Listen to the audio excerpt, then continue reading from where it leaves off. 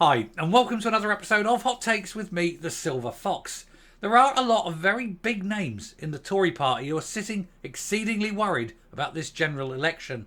They know they're likely to lose their seats, and for some it will be the final end to their political careers. They will never stand again. But they only have themselves to blame. They had a perfectly good leader in the form, of course, of Boris Johnson. Popular with the people, he turned the red wall blue, people trusted him, and they backstabbed him, led of course by Rishi Sunak. It went to a leadership contest and the members out in the streets, the everyday folk, voted for Liz Truss. They did not want Sunak. They did not like Sunak. They did not trust Sunak. But within days, the whispering campaign at Westminster began and Truss was ousted because the MPs wanted Sunak. Well, the MPs got their wish and almost immediately realised that they had buyer's remorse, and he has led them to this point. They don't like it, but they've done it to themselves and they deserve what they've done. They can't now go back to the members and say, can we reverse everything? Please God, why didn't we listen to you? So when these big names go, we'll wish them off and go, thanks, bye, don't come back. You did it to yourselves. And then we'll move on. But it could be the final end of the Tory party with all that talent gone and so few seats. Who's left? Who's coming through? Any that survive will be, poor. They won't be top quality. When you see some of the names that are going, you'll realise how bereft of talent the Tory party is about to become. Let's take a look. So, big beasts Hunt, Gove, Rees-Mogg, Mordaunt and IDS among the top Tories at risk. There's some big names in there. There's some people in there that have been with the party for decades in some cases. And they're about to lose their seats. That's how bad it is.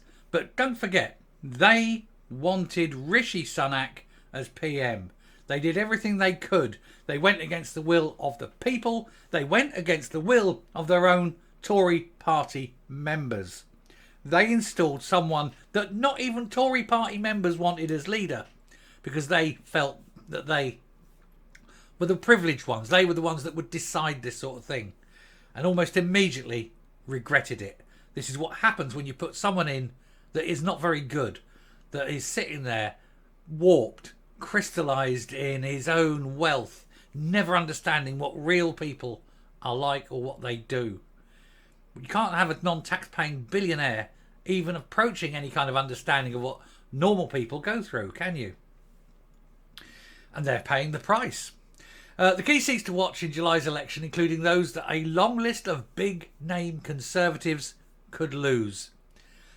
As many as 12 cabinet ministers and a host of other prominent Conservatives face being kicked out of Parliament on July the 4th unless Rishi Sunak can lead his party to an electoral miracle at the general election. Isn't going to happen. Not at all.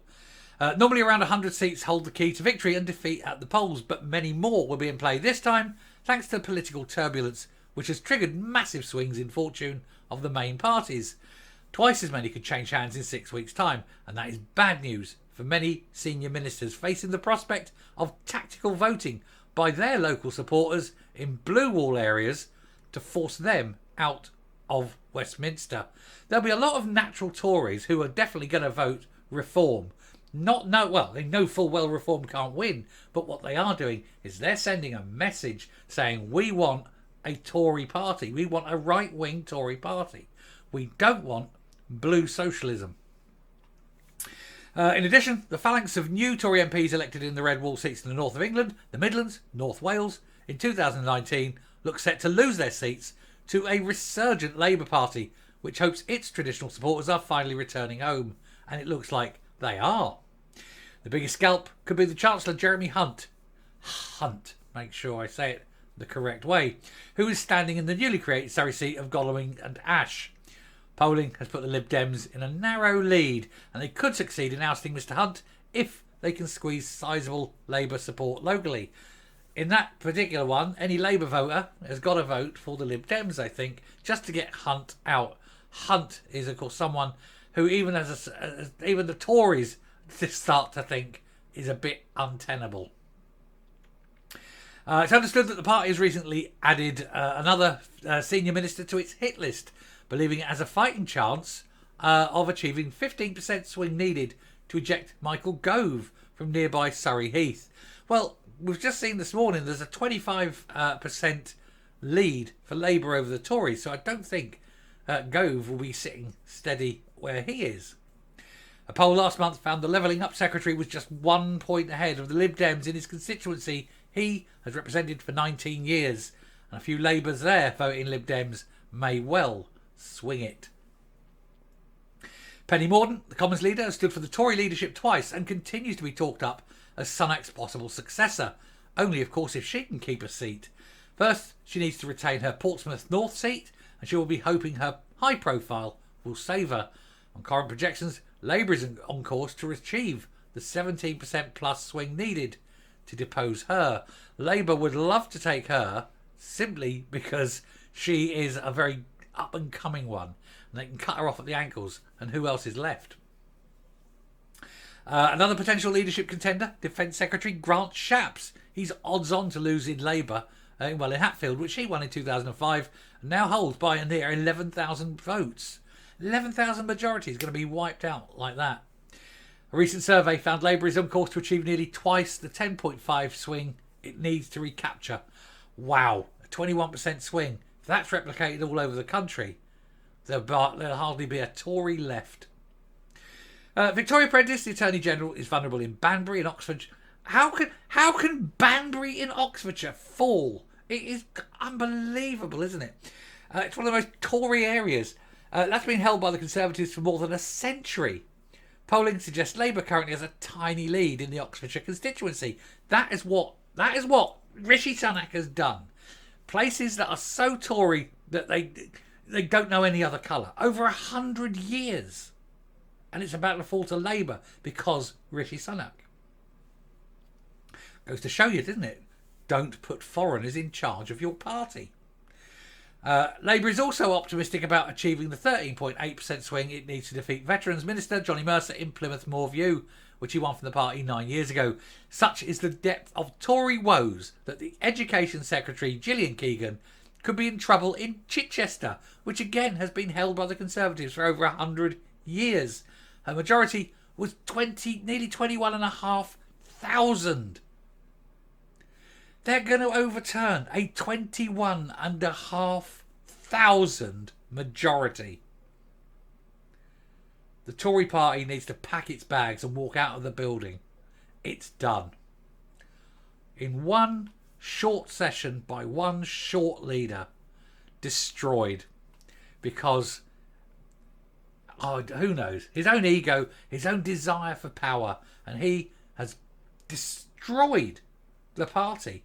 This is what happens. You get a guy in who is in complete no contact with the British people at all. He does not understand anything. He doesn't understand the history, the culture, the heritage. Alex Chalk, the Lord Chancellor and Justice Secretary, looks doomed in Cheltenham. Cheltenham, for God's sake. We're talking...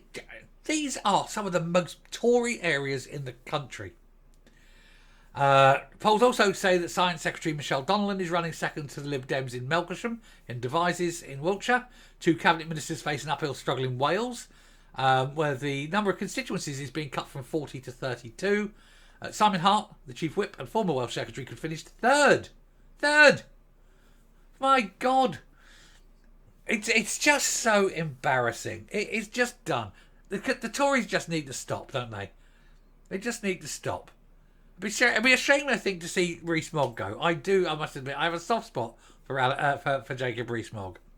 He's the world's poshest man, isn't he? But, hey-ho.